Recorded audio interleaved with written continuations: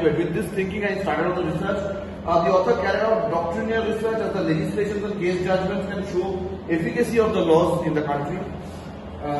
Following pieces of literature has been surveyed, like Taxman's Labour Laws, Practical Guide to Factories Act published by BC Publication, K.D. Srivastav's Commentaries on Factories Act. These are the major ones. Also, online sources were used.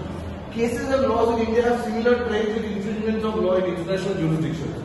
But as those jurisdictions are unlimited, research is limited and stuck to Indian cases. This is a research gap in my thinking. Because, if you say that I have, researched on maybe around 100 cases in India, there may be another 100 cases across the country, across the world, in terms of both developing and developed world dynamics. This is another case, Trivikrama Prasad versus State of Andhra Pradesh. In this case, the Deputy Chief Inspector of Factories filed a private complaint against the petitioner for violation of Section 32A and 41 of the Factories Act, which is punishable as such.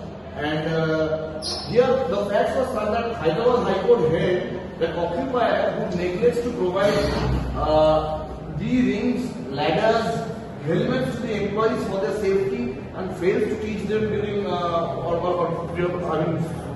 prevent them from injury during hazardous times is at a fault. Therefore, the criminal petition brought against the respondent is dismissed and quashed. As a result, the petitioner is responsible for his ignorance and failure to maintain the factory properly. Next one. Now here comes the suggestions. First of all, working hours in factory should be from 10 AM to 5 PM for 5 days of the week. I wanted to look into the uniformity that is practiced across the world. Saturdays and Sundays should be holidays. This suggestion is in line with the best practices in international jurisdictions like United Kingdom and United States. There should be 28 casual leaves in the year, 10 medical leaves and 10 annual leaves per year. In UK, full-time workers who work for 5 days a week, they get that number of casual leaves per year. People had questioned this, saying that sometimes does it not lead to some instability in the workforce as such, but the first word that answered that, saying that if for 5 days during the respective period of time you work efficiently, diligently, then the 2 days break itself gets you rejuvenated and you return back with additional amount of energy back with that enthusiasm. Next slide. International Labour Organization and other international governments expect proper working and sanitation infrastructure. This is very, very important because it has been found that there should be separate toilets for men, for women and LGBT.